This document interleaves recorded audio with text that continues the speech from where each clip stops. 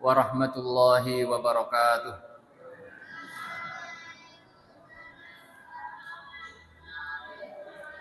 Innal hamdalillah nahmaduhu wa nasta'inuhu wa nastaghfiruh wa na'udzu billahi min shururi anfusina wa sayyiati a'malina.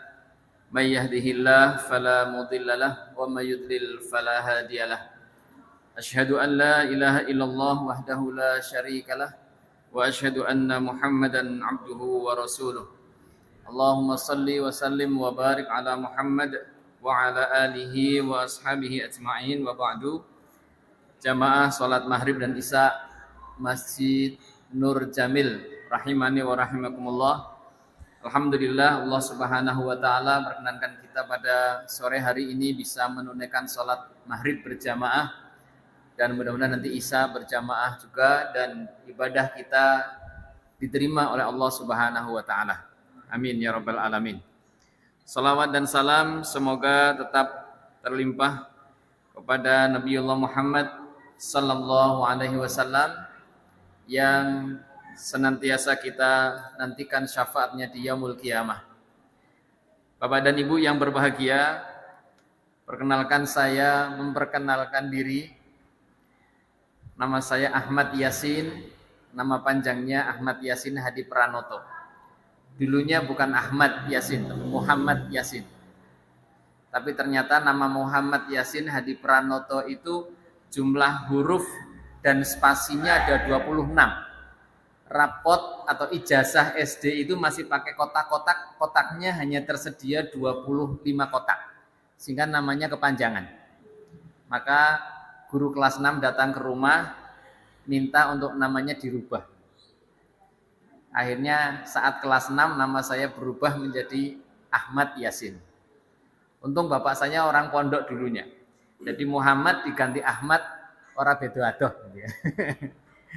Sehingga sekarang namanya menjadi Ahmad Yasin, walaupun masih ada orang yang manggilnya Muhammad Yasin. Tapi tidak apa-apa, wong maknanya ya bodoh gitu. Hadi Pranotonya tambahan dari Mbah Kakung. Hadi Pranoto. Ya saya jadinya panjang.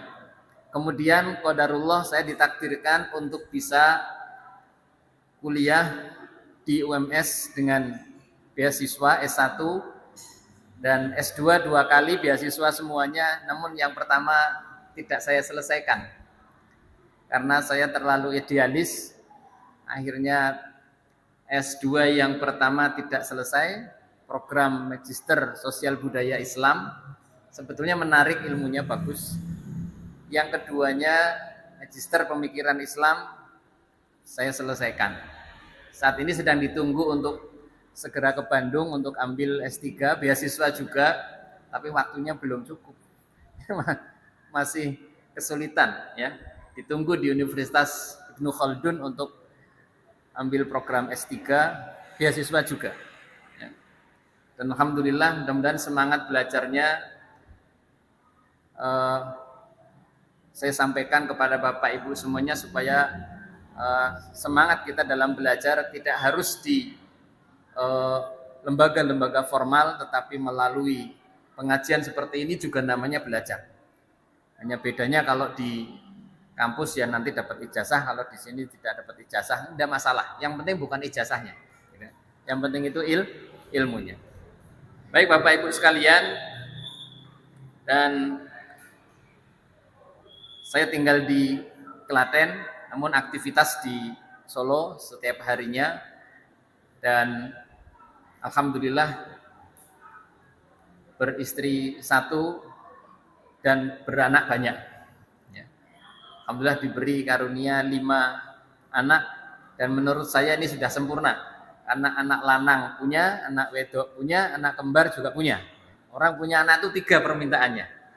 Pengen punya anak lanang, pengen punya anak wedok.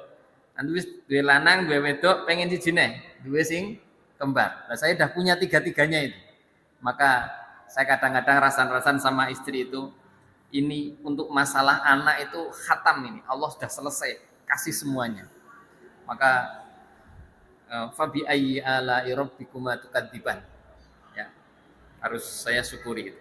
Bapak Ibu yang berbahagia, kajian kita pada malam hari ini kita akan bicara tentang sejarah Nabi, dan sejarah Nabi itu cukup panjang pembahasannya, dan pada sore hari ini saya akan bahas episode pernikahan Nabi dengan Khadijah binti Khuwailid. Khadijah binti Khuwailid. Jadi orang banyak yang tahu bahwa istri Nabi itu tidak hanya satu, tetapi ada yang mengatakan 9. Tetapi saat menikah dengan Khadijah binti Khuwailid, itu cuma Khadijah seorang. Sampai kemudian Khadijah meninggal, baru kemudian Rasulullah menikah lagi dan berpoligami. Nah, kita bicara yang episode Nabi menikah dengan Khadijah binti Khuwailid. Jamaah yang berbahagia, referensi yang saya gunakan yang pertama adalah kitab Ar-Rahiqul Makhtum yang saya bawa ini. Sudah terjemahan bahasa Indonesia banyak. Ini adalah buku yang menjadi pemenang menulis sejarah Nabi, dan ini yang juara 1. Ditulis oleh Syekh Sofiyur Rahman Al-Mubarakfuri. Kemudian referensi yang lain ada Sirah Nabawiyah yang ditulis oleh Ibnu Hisham, dan banyak lagi kitab-kitab tentang kisah Nabi yang juga oleh Ibnu Katsir menulis dalam kitab Sirah Al-Anbiya yang intensif dikaji di Masjid Daman Purwosari rutin.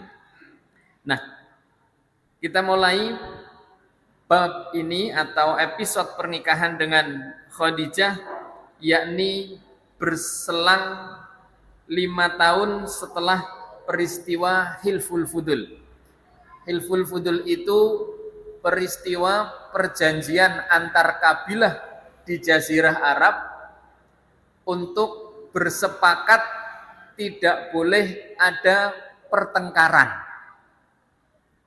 Kalau ada anak-anak atau remaja yang padu, ora terus dadi geden antar suku. Karena di sana modelnya gitu. Sing padu cah loro, baru kuwi engko sak desa gruduk rono gruduk rene. Nah, saat itu usia Nabi 20 tahun. Terjadi perjanjian yang disebut dengan Hilful Fudul. Nabi sampai bersabda, seandainya peristiwa Hilful Fudul terjadi setelah kenabian dan saya diundang untuk datang, saya pasti akan datang. Saking senangnya Nabi dengan peristiwa Hilful Fudul. Itu terjadi pada saat usia beliau baru 20 tahun. 5 tahun kemudian Nabi menikah dengan Khadijah. Seperti apa kisah perjalanan sampai kemudian menikah? Yakni pertama, bahwa Khadijah radhiyallahu anha sebelumnya telah menikah dengan 2 kali pernikahan. Jadi ini bahasa kitanya rondo ping pindo. Ya? bahasa kitanya. Yang pertama dengan Atiq bin Abid Al-Makhzumi. Kemudian beliau meninggal. Dan di sini melahirkan seorang putri. Namun tidak lama kemudian anaknya ini juga meninggal, yang dari suami pertama. Suami keduanya adalah Abu Halah Hindun bin An-Nabashi At-Tamimi. Yang ini juga kemudian tidak berumur panjang, dan kemudian Khadijah kembali menjanda. Kemudian dalam keterangan Ibnu Sa'ad dalam kitab Tabaqat menjelaskan bahwa saat menikah dengan Abu Halah, yakni suaminya yang kedua, ini mempunyai anak bernama An-Nabashi bin Zurarah. Tetapi tidak ada kejelasan riwayat tentang Az-Zurarah ini apakah sampai Khadijah menikah dengan Nabi masih hidup atau tidak. Saya belum temukan datanya. Jadi riwayatnya hanya punya anak bernama itu. Ya. Kemudian pernikahan Nabi Shallallahu Alaihi Wasallam dengan Khadijah merupakan perkara yang besar atau sesuatu yang luar biasa yang disepakati oleh kaum muslimin, dan sampai kemudian Aisyah radhiyallahu anha mengatakan lam yatazawwajun Nabi sallallahu alaihi wasallam ala Khadijata hatta matat. Ya. Nabi sallallahu alaihi wasallam tidak menikahi wanita lain di atas Khadijah sampai Khadijah wafat. Jadi yang menegaskan bahwa Nabi menikahi Khadijah itu tidak mendua sampai Khadijah meninggal. Jadi kalau mau poligami setelah istri pertama meninggal ya. Kalau istri pertama masih tidak ya. Ini yang terjadi di kehidupan Rasulullah sallallahu alaihi wasallam. Kemudian diriwayatkan bahwa Khadijah ini adalah seorang wanita yang terhormat yang ditokohkan oleh kaumnya kala itu. Satu-satunya tokoh perempuan yang terhormat, cerdas, terjaga kesuciannya, tidak neko-neko, tidak royal walaupun kaya raya, dan orangnya sangat santun, dermawan, nyah-nyoh bahasa Mandarinnya. Nyah-nyoh. Jadi ditembungin apa wis nggih ngene. Luar biasa, sugih. Sudah parasnya cantik, dermawan, terhormat, ya, dimuliakan, ditokohkan lagi. Sehingga memang jarang laki-laki yang melamarnya. Jarang itu berarti bukan tidak ada. Walaupun sudah janda 2 kali, sudah bolak-balik ada orang yang ingin melamarnya tetapi tertolak karena tidak cocok. Khadijah merasa tidak cocok. Nah, kemudian di dalam penjelasan dari Dr. Akram Diya Al-Umari menyatakan bahwa banyak riwayat, banyak keterangan mengenai detil peristiwa menjelang pernikahannya dengan Khadijah. Ya. Dan riwayat-riwayat ini masih perlu diuji lagi kesahihannya, tetapi sudah banyak yang mengetahui kisah-kisah itu. Kisahnya diantaranya awal mula interaksi antara Nabi Muhammad SAW dengan Khadijah adalah manakala Abu Thalib, yakni pamannya, yang mana Nabi Muhammad kala itu masih di bawah asuhan pamannya, yakni Abu Thalib. Abu Thalib dapat informasi bahwa Khadijah sedang mempersiapkan perjalanan dagang ke Syam dan butuh beberapa tenaga laki-laki. Mendengar informasi itu, lalu Abu Thalib menyampaikan kepada Nabi Muhammad sallallahu alaihi wasallam. Kira-kira ditanya begini. Mas, jenengan kok jenengan ya? Sampean purun melu dagang Khadijah ndak? Ini ada lowongan pekerjaan itu kira-kira bahasa kita. Nggawa dagangan nang negeri Syam. Dagangane saudagar kaya namanya Khadijah. Nabi Muhammad kala muda memang orang yang giat, tekun, dan ketika itu baik maka tidak menolak. Dijawabnya siap, saya akan coba lakukan dagang, membawa dagangannya Khadijah. Singkat cerita diantarlah oleh Abu Thalib ke rumah Khadijah, diperkenalkan dan kemudian lakukan banyak persiapan, dagangan dipersiapkan, termasuk dibekali atau ditemani oleh budak Khadijah yang namanya Maisarah, ya. Yang namanya Maisarah. Maisarah ini orang laki-laki, ya. Jadi jangan salah paham, ya. Sepertinya di telinga kita tuh nama itu nama perempuan, ya. Ya. Tapi nama Maisarah itu nama nama laki-laki, ya. Jadi tidak semua yang berakhiran H itu orang perempuan. Umpamanya kalau kita kan mengenal ada Maimunah, wedok. Terus Marhamah, iya bang wedok. Terus apa meneh? Ya, jadi yang berakhiran H itu biasanya cenderung nama perempuan. Ini orang laki-laki, ya, orang laki-laki. Nah, kemudian bersama Maisarah ini pergi berdagang dan sepanjang perjalanan Maisarah ini memperhatikan peristiwa-peristiwa yang terjadi dan sangat menarik di saat perjalanan. Pertama, dalam perjalanan pulang dan pergi selalu ada awan yang menggelayut di atas rombongan dagang Khadijah sehingga rombongan ini nggak kepanasan. Nggak kepanasan. Ini terjadi juga saat perjalanan Nabi berhijrah ke Madinah. Hebat ya, payungnya sudah payung berupa awan. Ini tanda kebesaran Allah atas pribadi seorang calon Nabi, baru calon ini. Perjalanan dagang di umur awal 25 tahun Nabi. Awal 25 tahun. Kemudian sepanjang perjalanan banyak obrolan dan hal-hal yang dilakukan Nabi yang menampakkan bahwa ini orang luar biasa. Maisarah niteni, ki bocah kok tekun men.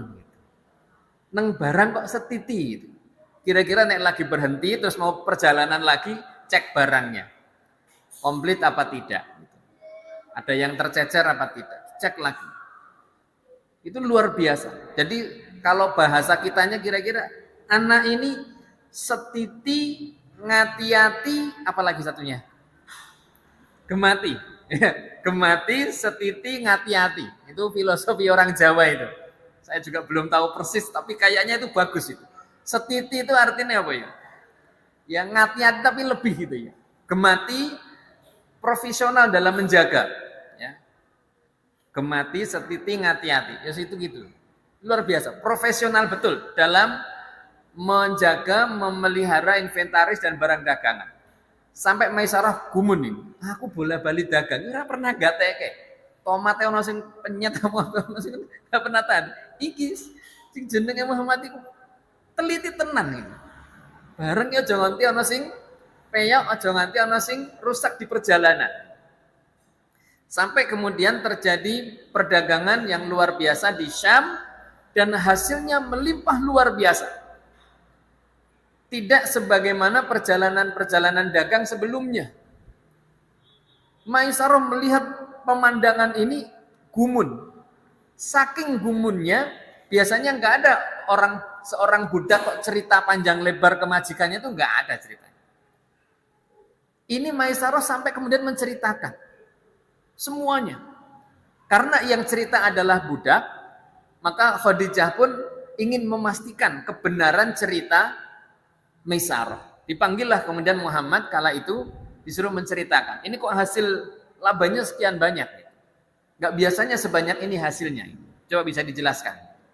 Dijelaskan dengan detil, runtut, dan Khadijah tercengang. Ini penjelasan hasil dagangnya. Kira-kira kalau zaman sekarang tuh kayak laporan seorang akuntan ahli gitu. Ngitung detil, baten ini luar biasa detailnya. Sampai Khadijah tercengang. Setelah dilapori itu, Khadijah baru meyakini yang diceritakan oleh Maisarah semua itu benar. Pulanglah kemudian Muhammad ke rumah pamannya Abu Thalib. Sehari, 2 hari, seminggu, 2 minggu. Tidak lama setelah itu, Khadijah selalu terbayang seakan-akan menemukan sesuatu yang selama ini hilang. Belum bermaksud untuk menikahi, tetapi ada rasa pada hati Khadijah kayak menemukan sesuatu yang luar biasa yang selama ini hilang. Kemudian singkat cerita, diutuslah seorang rekan, ada yang mengatakan rekannya Khadijah, ada yang mengatakan temannya, ada yang mengatakan familinya.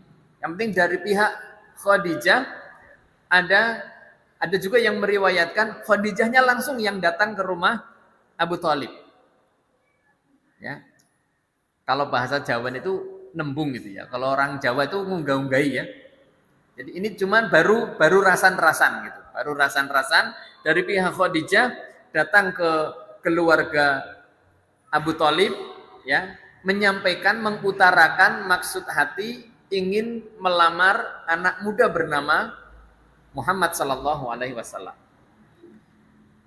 Singkat cerita, tawaran itu diterima oleh keluarga Abu Thalib dan Nabi Muhammad ditareni.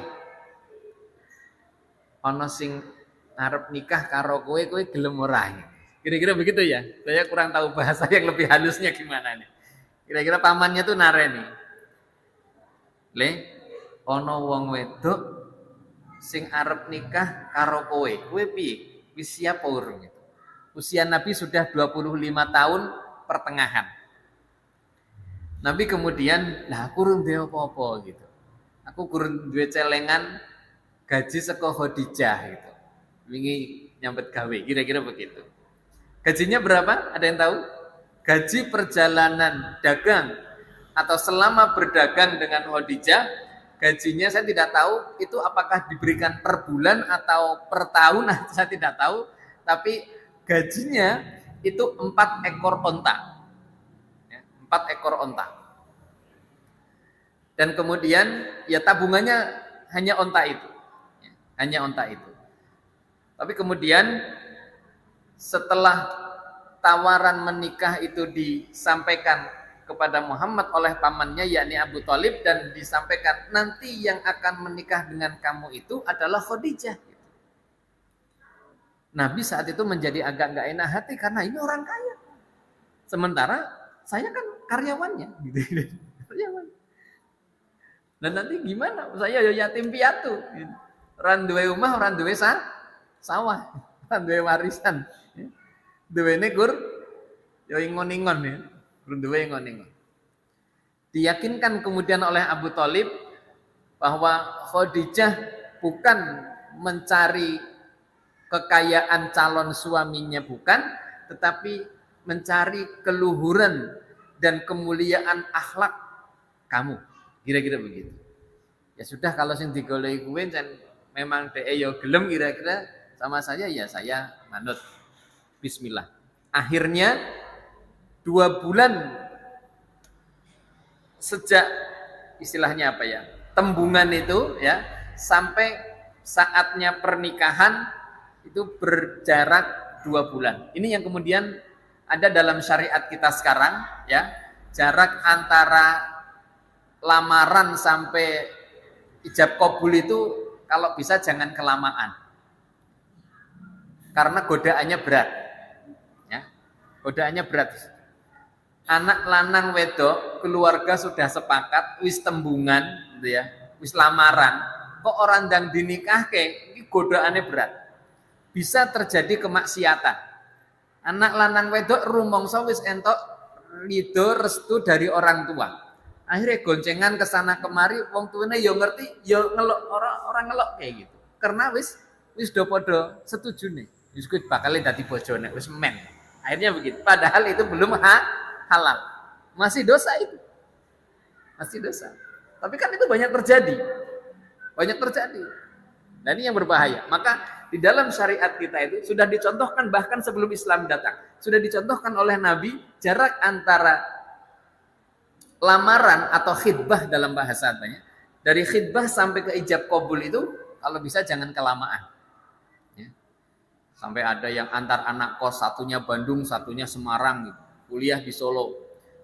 Masih pada kuliah, orang tuanya sepakat, ya sudah tuh nanti dijodohin, udah ditembung, selesai gitu. Akhirnya anaknya ngekos bareng. Ya. Satu kamar bareng gitu. Itu sudah ngumpulin dosa sebelum pernikahan. Begitu menikah, adab yang datang. Kan kasihan, nggak ada barokahnya. Kan kasihan. Yang salah siapa? Ya nggak perlu cari yang salah. Pertama yang salah syaitan. Gitu. Kalau sesama manusia mungkin karena belum tahu ilmunya, gitu kan? Nah, maka perlu kita tahu ilmunya. Nah, setelah kemudian 2 bulan masa persiapan pernikahan, terjadilah akhirnya peristiwa pernikahan. Dari pihak Khadijah binti Khuwailid, ada yang mengatakan yang menikahkan adalah ayahnya sendiri, yaitu Bapak Khuwailid. Ada riwayat begitu.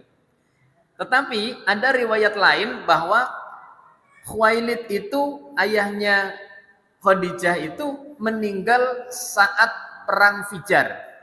Perang Fijar itu saat Nabi berusia 12 tahun. Itu perang yang pertama diikuti oleh Nabi. Jadi Nabi usia 12 tahun dah ikut perang. Bukan di garda depan, tetapi di garda belakang, barisan belakang, tugasnya ngumpulin anak panah. Ya. Anak panah yang wing gitu ke belakang, diambil, kumpulin, kasihkan ke pamannya. Wahai paman, ini aku 25, kasihkan. Balik ke panah kene. Tugasnya itu ngumpulin anak panah di belakang. Pada peristiwa perang Fijar, ada riwayat bahwa Khuwailid, ayahnya Khadijah, gugur di medan perang itu. Sehingga ada 2 riwayat. Ada yang mengatakan yang menikahkan adalah ayahnya sendiri, ada juga yang mengatakan, loh, Khuwailid sudah meninggal saat perang Fijar, sudah lama meninggalnya. Nah, kemudian menikah dengan Muhammad, dari keluarga Muhammad banyak yang menyaksikan, paman-pamannya hadir semua, dan yang menjadi maharnya adalah 20 ekor onta. 20 ekor onta. Nah, ada yang menarik di sini, yang populer kita ketahui bahwa Khadijah saat itu sudah berusia berapa tahun? 40. Ini riwayat yang sudah populer kita dengarkan. Ternyata ada riwayat yang lain yang menyanggah bahwa itu enggak mungkin usia 40 tahun. Ya, ada data yang menyatakan bahwa Khadijah kala itu masih muda, belum tua banget. Umurnya baru 28 tahun. 28 tahun. Belum tua banget, ya. Belum tua banget. Baru 28 tahun. Namun dari 2 pendapat ini yang menyatakan 40 tahun, ini dikatakan kalau usia 40 tahun berarti sudah mendekati menopause dan nggak mungkin punya anak banyak. Nyatanya Khadijah punya 6 anak. Punya 6 anak. Berarti bukan 40 tahun. Sehingga menguatkan pendapat yang mengatakan Khadijah masih berumur 28 tahun. Ya, inilah pengetahuan. Kalau ditanya berapa usia Khadijah saat menikah dengan Nabi, bilang 40 tahun, ya boleh. Bilang 28 tahun juga boleh. Tergantung alasannya mau pakai riwayat yang mana. Gitu ya. Tapi kalau pelajaran di buku pelajarannya masih 40 tahun, ya tulis 40 tahun. Nanti kayak salah. Kita kalau mendalami sejarah secara mendalam kita temukan banyak perbedaan. Kemudian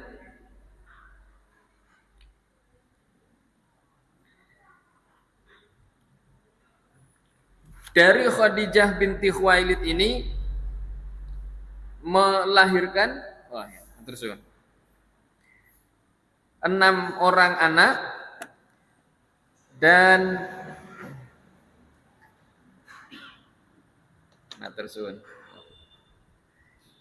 di antaranya adalah anak pertama namanya Al-Qasim, ya, yang kemudian menjadikan salah satu nama panggilan Nabi yakni Abul Qasim. Ya. Ada yang menyebutkan bahwa nama Muhammad Sallallahu Alaihi Wasallam itu ada dijuluki Abul Qasim, bapaknya Qasim, karena memang anak laki-lakinya bernama Qasim.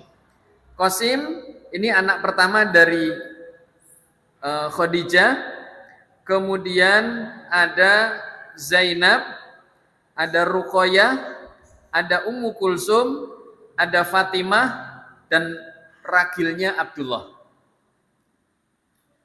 Namun Qasim dan Abdullah meninggal saat masih kecil. Ya. Saat masih kecil. Ketika itulah orang kafir Quraisy mengejek Nabi dengan ejekan yang luar biasa. Wah, generasimu wis putus. Wis ra duwe anak lanang wis ra ono harapan. Karena memang di zaman itu sing digadang-gadang itu anak lanang. Anak wedok nek perlu malah dikubur urip gitu ya. Zaman itu. Ya, iki anak lanang loro gek mati cilik-cilik mulai. Tuh. Jadi bangsa Arab kafir Quraisy kala itu kaya duwe model nggo mengolok-olok Nabi. Ya. Kemudian anak-anaknya yang perempuan ini sempat menjumpai risalah Islam. Sempat menjumpai diangkatnya ayahnya menjadi Nabi dan Rasul. Ya. Kemudian yang berumur cukup panjang adalah Fatimah. Fatimah ini yang kemudian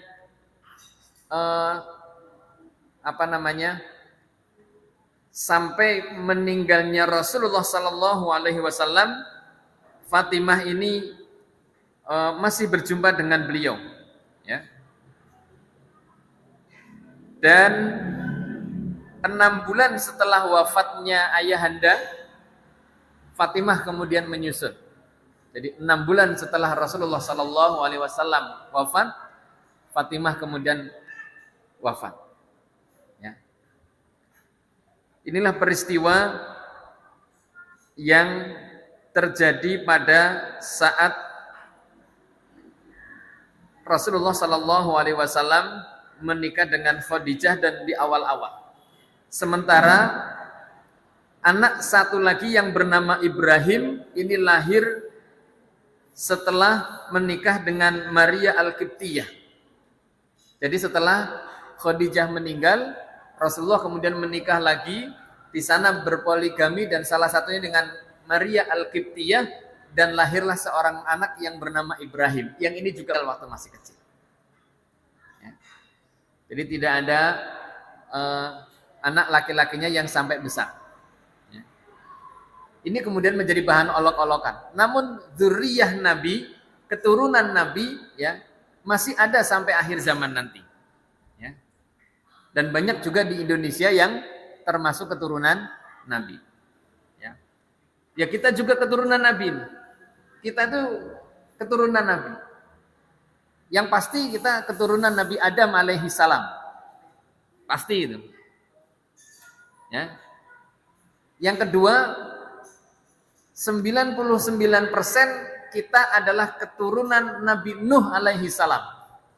Karena silsilah manusia itu sempat musnah di masa Nabi Nuh alaihi salam, kecuali Nabi Nuh dan 3 anaknya. 3 anaknya ini yang kemudian menyebar. Ini kajiannya sudah bergeser ke sirah Nabi Nuh ya. Sedikit ya. Nabi Nuh ini yang kemudian anaknya menyebar ke berbagai daerah, yang kemudian menjadi 3 ras besar di dunia ini. Ras apa saja itu? Apa saja sih? 3 ras besar itu? Ya? Melanesia, apalagi Mongoloid itu ya. Mongoloid, satu lagi apa itu? Pokoknya yang kulit putih, kulit hitam, sama apalagi gitu ya. Yang Melayu ya kayaknya ya. Nah 3 ras itu keturunan dari 3 anak Nabi Nuh alaihi salam. Jadi semua manusia di muka bumi itu ada silsilah naik ke sana. Sampai pada Nabi Nuh alaihi salam, kemudian naik sampai pada Nabi Adam alaihi salam. Jadi kita kira-kira Ya, kita kira-kira 99,9% kita keturunan dari dua nabi. Yang pasti Nabi Adam alaihi salam, yang kedua kita keturunan Nabi Nuh alaihi salam. Ya. Saya diskusi dengan dosen sosiologi, jadi kalau dulu saya rampung S2 sosiologinya seru jadi. Jadi terlalu gegabah mundurin. Saya tanya tiga ras besar itu silsilah manusia pertamanya dari mana? Saya tanya ke dia nggak tahu. Lalu saya suguhkan, ini anaknya Nabi Nuh itu menyebar ke daerah-daerah ini. Ketiga daerah besar di muka bumi yang kemudian muncul ras-ras itu di daerah itu. Pertanyaan saya, adakah kemungkinan daerah-daerah itu adalah daerah persebaran keturunan anak-anak Nabi Nuh? Cucu-cucu Nabi Nuh ada di sana. Dia bingung. Pak Yasin tahu dari mana? Lah ini secara Islam tuh bilang begitu. Berarti tiga ras besar itu adalah keturunan dari Nabi Nuh alaihi salam. Nanti kalau pingin kajian Nabi Nuh dan sebagainya di Masjid Taman. Ini khusus sirah Nabi dan episode pernikahan. Ya. Kemudian menikah dengan Khadijah di usia 25 tahun. Perjalanan hidup masih aman-aman saja, masih damai-damai saja, ya. Kemudian masuk pada usia 35 tahun. Jadi 10 tahun pernikahan dan kemudian usia 35 tahun terjadi peristiwa besar yakni renovasi Ka'bah. Jadi Ka'bah itu bangunan kuno yang kalau kita istilahkan sekarang mungkin ini cagar budaya. Jadi orang-orang Mekah itu nggak ada yang berani merenovasi. Nganti gogrok, nganti dodimpil gitu, nggak ada yang berani merenovasi. Ya. Tetapi sudah ada usulan-usulan dari berbagai kabilah, ini perlu direnovasi. Jadi orang bangsa Arab jahiliyah itu ya beribadahnya di Ka'bah itu. Di Ka'bah itu. Tapi kondisi Ka'bah sudah parah. Ada yang mengatakan sudah runtuh. Ya. Ada yang mengatakan betul-betul runtuh karena bangunannya jauh nggak kayak yang sekarang. Ya. Masih berupa tumpukan-tumpukan batu gitu ya. Kayak kita numpuk batu berapa kubik gitu. Jadi tumpukan-tumpukan begitu. Tapi ada juga yang mengatakan bangunan itu runtuh, ada yang mengatakan masih berdiri tapi sudah sangat rapuh dan membahayakan ketika ada orang di bawahnya. Singkat cerita, sehari, 2 hari, seminggu, 2 minggu, nggak ada yang berani merenovasi. Padahal sebetulnya sudah sangat, semua sepakat ini sudah perlu direnovasi. Tetapi nggak ada yang berani, karena itu bangunan sakral. Katanya. Kira-kira kalau bahasa kita cagar budaya, gitu ya. Nggak ada yang berani. Akhirnya muncul seseorang yang namanya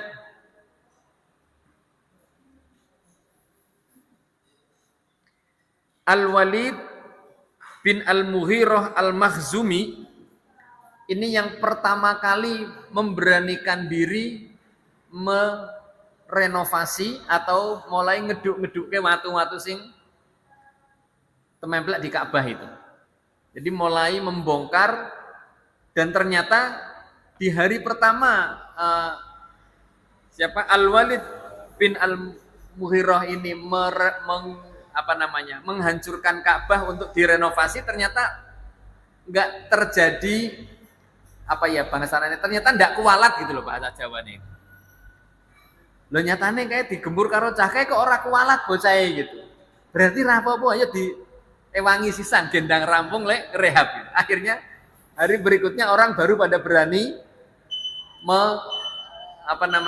merobohkan, menata ulang, merenovasi.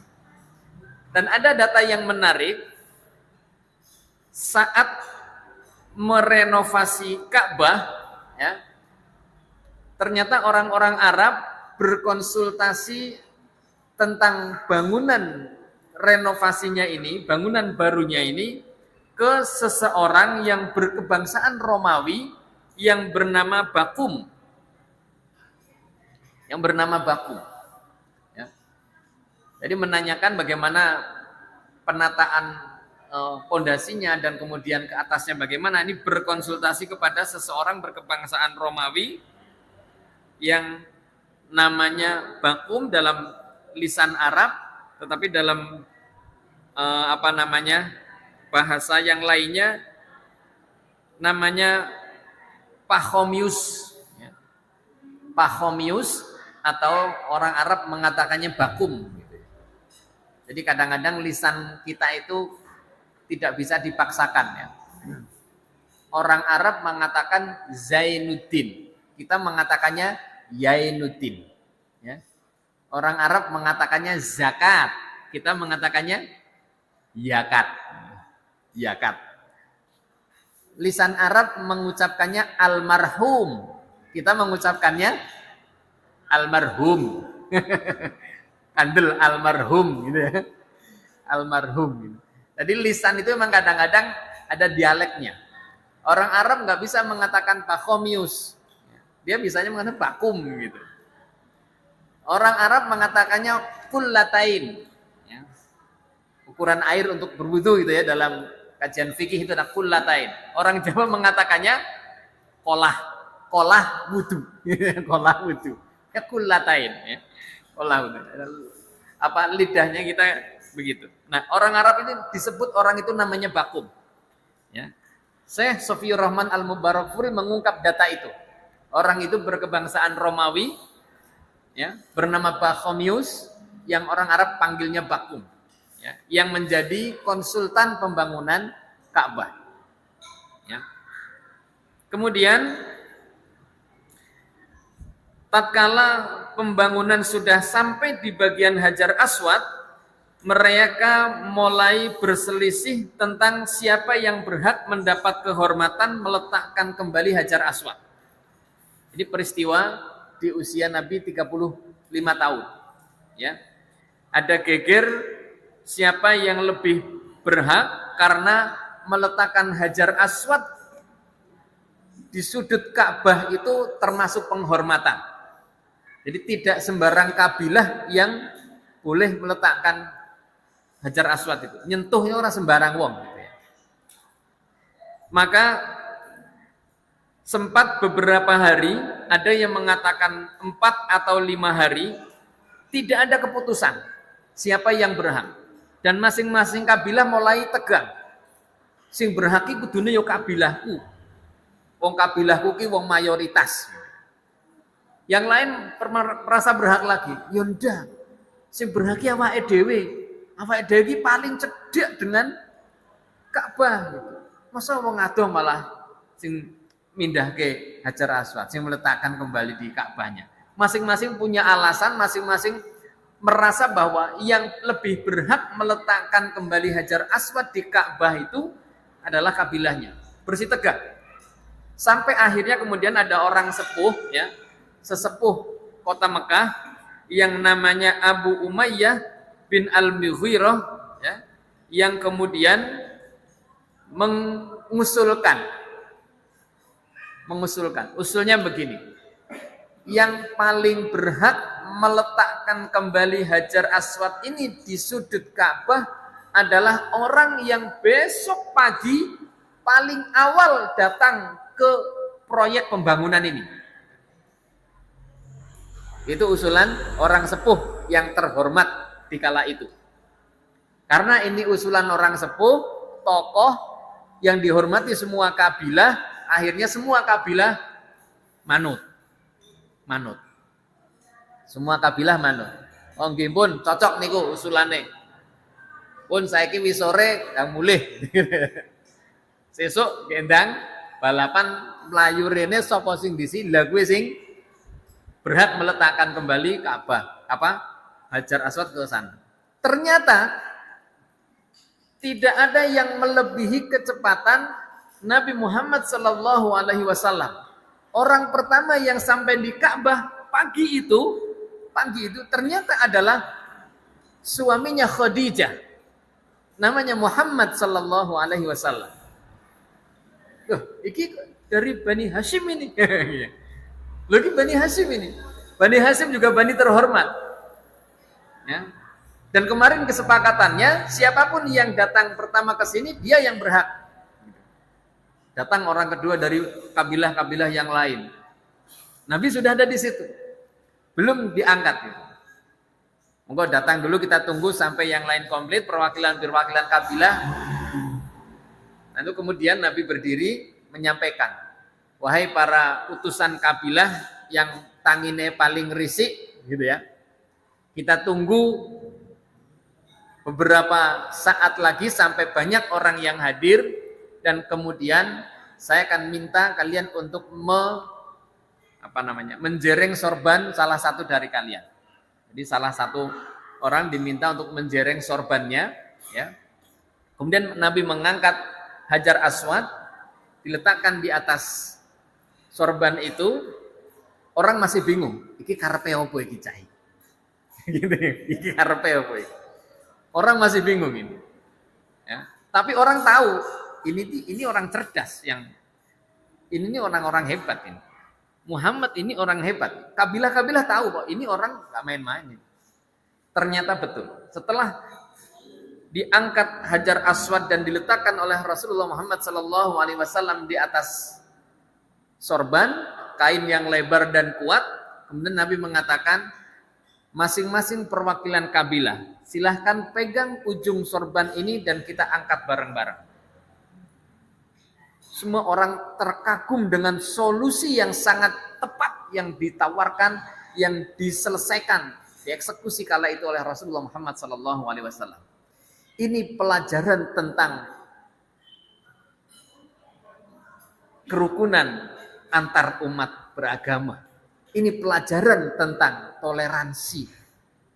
Ya. Pelajaran tentang toleransi. Jauh sebelum diangkat menjadi nabi, sudah punya konsep toleransi. Jadi kalau mau belajar babonnya ilmu toleransi, ada pada Nabi Muhammad SAW. Yang teriak-teriak toleransi, toleransi, toleransi, kalau belum baca sirah nabawiyah, bagaimana cikal bakal ilmu toleransi yang dicetuskan oleh Nabi Muhammad SAW jauh 5 tahun sebelum diangkat jadi nabi, sudah punya beliau konsepnya. Kesetaraan tanpa harus merendahkan orang lain. Menghargai antar sesama. Berbeda pemahaman tidak masalah, ya. Tetapi hak dalam kemasyarakatan sama, tidak ada diskriminasi. Ini kan pelajaran berharga dari sirah ini. Ya. Tidak ada pakar sejarah yang berani membantah bahwa Nabi orang yang anti toleran, nggak ada. Masternya ilmu toleransi beragama itu ada pada diri Nabi Shallallahu Alaihi Wasallam. Tetapi kemudian zaman sekarang ada orang-orang yang kebablasan memaknai toleransi. Dia sampai mengatakan semua agama sama. Saya pernah belajar ilmu perbandingan agama. S1 saya filsafat dan perbandingan agama. 5 agama besar dunia saya telan habis. Dan alhamdulillah pernah ketemu dengan wakil biksu internasional dari Tibet, namanya nggak pakai syekh ya, namanya Bante Penyawaru Mahatera. Ketemu di Solo pas ada acara di Borobudur, apa itu namanya? Waisak apa ya? Yang di Borobudur itu ibadah apa itu mereka itu? Wakil biksunya datang, kebetulan bisa bahasa Indonesia. Nah, kita sempat diskusi. Ya, ada beberapa pertanyaan yang dia geleng-geleng nggak bisa jawab. Nah, saya seneng kalau saya tanya orang yang nggak bisa jawab gitu. Nah, berarti agama ente belum beres itu. Saya meyakini walaupun 5 agama sudah saya telan habis untuk dipelajari, al-Islamu ya'lu wa la yu'la alaih. Islam itu tinggi dan tidak ada yang menyetarai ketinggian Islam. Berarti nggak sama. Kalau mengatakan agama adalah sama, salahnya kebablasan. Perkara kita menghormati agama lain, iya. Islam jauh-jauh hari sudah mengajarkan itu. Nabi Muhammad SAW pakarnya toleransi. Gitu. Pakarnya toleransi. Nah, peristiwa itu terjadi di saat usia 35 tahun. Pada saat itu sudah diletakkanlah Hajar Aswad di sudut Ka'bah, di sisi tenggaranya, lalu masyarakat sudah mulai hidup berdampingan lagi, namun tradisi-tradisi jahiliyah masih berjalan, ya, masih berlalu. Dan disinilah Nabi mulai mengasingkan diri di Bukit Nur, di dalam sebuah gua yang namanya Gua Hiro. 5 tahun kemudian turunlah wahyu yang pertama. Itu nanti kita bahas di episode berikutnya. Episode tentang diangkatnya Nabi menjadi diangkatnya Nabi Sallallahu Alaihi Wasallam, diangkat menjadi Nabi, diangkatnya Muhammad menjadi Nabi. Belepotan ngomongnya karena waktunya udah habis. Episode berikutnya, ya, kalau ada waktu sih. Episode tentang diangkatnya Muhammad menjadi Nabi. Episode berikutnya, ya. Demikian Bapak Ibu sekalian, mudah-mudahan yang singkat ini ada hikmah dan manfaatnya. Kalau ada perbedaan tentang kisah sejarah, itu hal biasa, karena buku sejarah sangat banyak, ya. Data yang diungkap oleh penulis-penulisnya juga bisa jadi berbeda-beda, maka semua kita akan ketahui, kita sampaikan untuk membanding bahwa ternyata ada versi ini, ada versi ini. Inilah indahnya Islam, ya. Ada banyak ilmunya, ada riwayatnya, dan menjadi terang benderang semuanya. Demikian yang bisa saya sampaikan. Mohon maaf apabila ada salah dan khilafnya. Wassalamualaikum warahmatullahi wabarakatuh.